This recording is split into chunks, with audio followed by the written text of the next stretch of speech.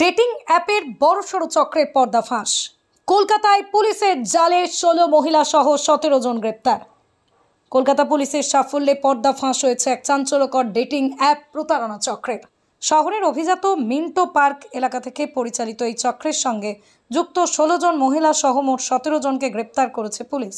Police জানিয়েছে, তারা এক জনপ্রিয় ডেটিং অ্যাপের নামে ভুয়ো প্রোফাইল তৈরি করে বিভিন্ন ব্যক্তির সঙ্গে যোগাযোগ করত এবং তৈরি করত গভীর সম্পর্ক, প্রেম বা সঙ্গ দেওয়ার প্রতিশ্রুতি দিয়ে নানা অজুহাতে মোটা অঙ্কের অর্থ হাতিয়ে নিত তারা। প্রতারণার এই কাজের জন্য তারা পরিকল্পনা ব্যবহার করত বিশেষ স্ক্রিপ্ট, পরিকল্পিত কৌশল।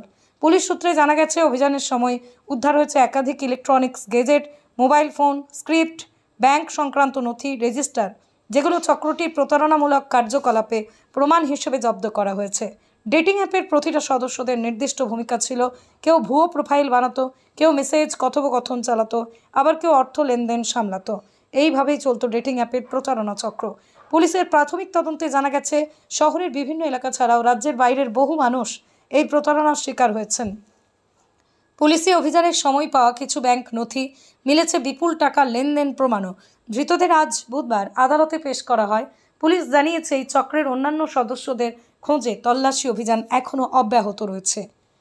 ক্রাইম বেঙ্গলের তরফ থেকে সকল শুভাকাঙ্ক্ষী দর্শক বন্ধু জনসাধারণকে সতর্কবার্তা, আপনারা এই ধরনের ভুয়ো প্রলোভনে, ভুয়ো ডেটিং অ্যাপে বা এই ধরনের কার্যকলাপ এড়িয়ে চলুন। এভাবে প্রতারণার হাত থেকে নিজেকে বাঁচান। এই ভুয়ো ডেটিং অ্যাপ, এই সমস্ত জালে জড়াবেন না।